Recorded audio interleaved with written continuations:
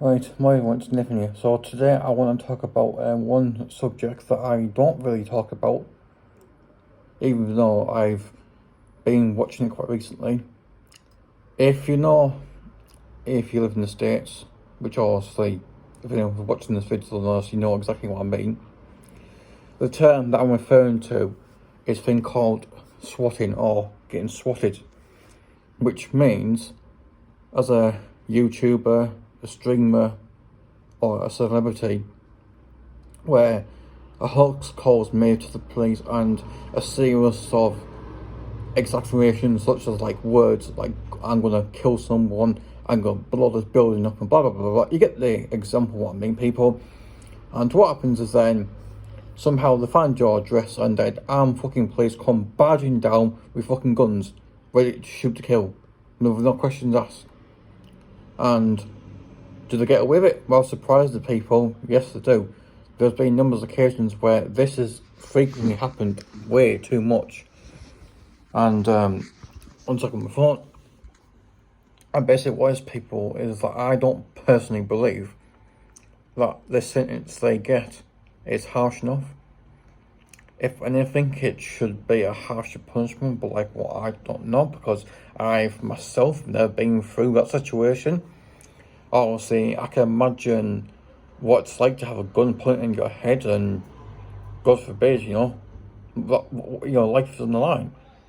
Yeah, sure, I've been to airports where I've seen police with guns, like not just your basic tasers, but your full automatic rifle guns. And you think to yourself, oh, I'm glad in one respect, because then, you're showing that you're taking no shit. But then, the thing is that with terrorism, it should be more like, if someone's a suspected terrorist and they're committing crime, then just because someone does that, they shouldn't get away with it. They shouldn't be able to say, oh yeah, we're going to put her in prison for the rest of his life, or her life. No, it should be, shoot the person, shoot the terrorist. Because if you put them in prison or in jail, for a definite example, with a good behaviour, they get released, and what they do it again. And this is the thing that annoys me about people getting swatted. Sure, when I was quite young, I first seen it, but I just laughed and thought, oh my god, as if there was actually happening. I thought it was just like a term of a practical joke, just to him as a friend of a YouTuber who's close friends with him, as decided to do his little joke. But in theory, these weren't practical jokes. These were actual real police officers, armed to the teeth with guns, thinking this is a real situation. But unfortunately, people, no, it was basically a hoax call. And this is what I'm trying to address, people, is that I'm surprised, even though I've got 1,000 subscribers, and also most of my views aren't really high, which I'm not really bothered. I'm surprised that I've never got swatted. How? I would never know. Which I'm quite surprised, considering that the amount of people where they have been swatted, but mainly like these were a couple of months ago to a couple of years ago. So unless somehow they're starting to find ways to understand the difference between a real situation and a hoax call, we never know. And what's more annoying is when these phone companies or what the sites and software these people are using don't actually say, oh yeah, we know the person, that's the location. Because none of them say, oh, we can't share that information due to data protection. But then again, people, why should data protection protect them?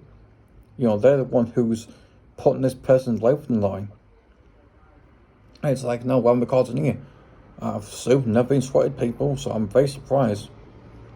And it's like, if I did a live stream somewhere, how long do you think I'm going to have it for before all of a sudden I've got armed police coming towards my door?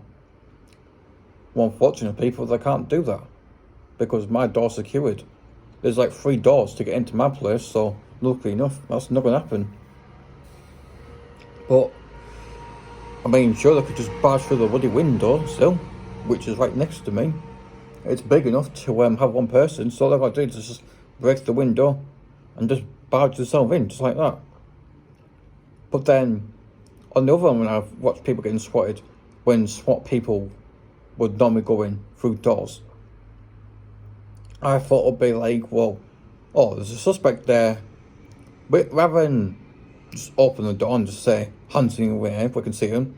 No, it's more like, CS gas, flashbang grenade or stun grenade, shut it for the door, wait for the explosion, and barge yourself in. And then the suspect is like, what, incapacitated or dead or injured. But yeah, that suspect was more of a victim. The suspect, well, we don't know where he or she is.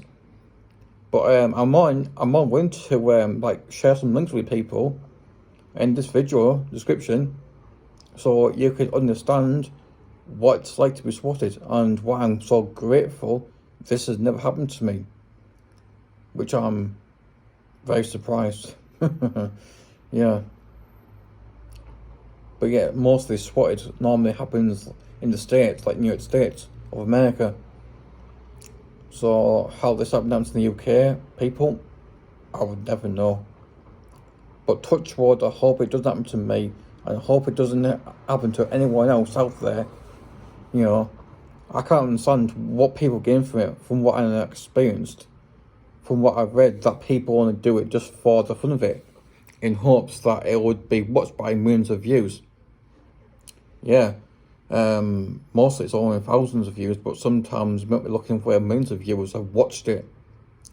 And this has got to stop people, you know. You're wasting police time by ringing 999 or 911 and saying, oh, this person is going to do that. So, yeah.